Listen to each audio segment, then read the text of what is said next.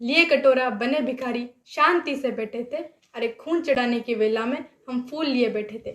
नमस्कार, मेरा नाम है सोनम कंवर शक्तावत और मैं नेहरू युवा केंद्र चित्तौड़गढ़ से। आइए हम नेताजी सुभाष चंद्र बोस के जीवन के कुछ महत्वपूर्ण बिंदुओं पर प्रकाश डालते हैं। कॉलेज के समय से ही सुभाष चंद्र बोस का नेतृत्व इतना प्रभावशाली रहा है कि उन्हें नेताजी नाम से उपाधि से नवाजा जाना बिल्कुल जायज़ है। बुद्धिमत्ता के तो वे इतने धनी थे कि जब वो लंदन में पढ़ाई करने के लिए गए थे तो वो 4 साल की आईसीएस की पढ़ाई को केवल 7 महीनों में खत्म करके चौथी रैंक उन्होंने प्राप्त करी थी।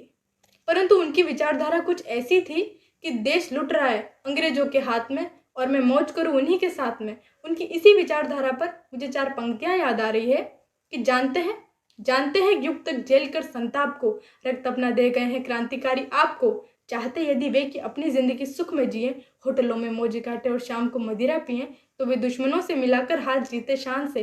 जिंदगी राजाओं सी होती न जाते जान से, किंतु वे लड़ते रहे बस आपके और मेरे लिए। लोग पागल थे जिन्होंने मौत से फेरे लिए, कि वे लड़ते रहे बस आपके और मेरे लिए। लोग पागल थे जिन्होंने मौत से फेरे लिए। बड़ी मुश्किलों के बाद आज का भारत बना, कष्ट जो हमको मिले उनको मिला है 100 गुना।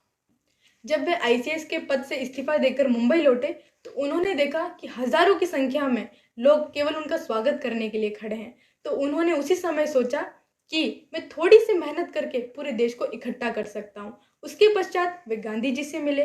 गांधी जी से उनका मतभेद जरूर था पर मनभेद नहीं था। दोनों की मंजिल एक ही थी, किसी भी प्रकार देश को आजाद कराना।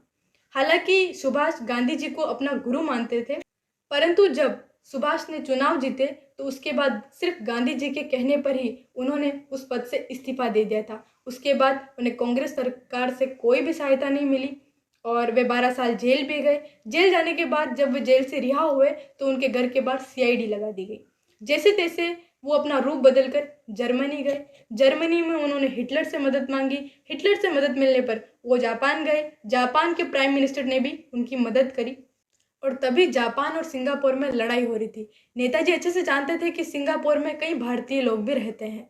तो नेताजी ने जापान के प्राइम मिनिस्टर से कहा कि आप बम के साथ साथ वहां पर एक पर्चा भी गिरवाइए जिसमें लिखा था कि तुम भारतीय कब तक अंग्रेजों के गुलाम बनकर उनसे लड़ते रहोगे। और उसके बाद सिंगापुर से 45,000 भारतीय नेताजी सुभाष चंद्र बोस के साथ हो गए। तभी नेताजी ने उनसे कहा कि तुम मुझे खून दो, मैं तुम्हें आज़ादी दूंगा। क्योंकि नेताजी अच्छी तरीके से जानते थे कि बिना खून का अभिषेक किए देश को आज़ाद कराना इतना आसान नहीं होगा। उसके पश्चात नेताजी ने आज़ाद हिंद के नारे लगाते हुए मणिपुर पर आक्रमण किया और वहां पर देश का झंडा फहरा दिया। उनकी मृत्यु एक रहस्य बनी हुई है, परंतु ऐसा माना जाता है कि वे जापानी सरकार से बात करने के लिए सिंगापुर से टोक्यो आ रहे थे। तभी उनका विमान दुर्घटनाग्रस्त हो जाने के कारण वहीं पर उनकी मृत्यु हो गई। नेताजी सुभाष चंद्र बोस जैसे क्रांतिकारियों पर जितने भी शब्द बोले जाए वे कम ही हैं। धन्यवाद।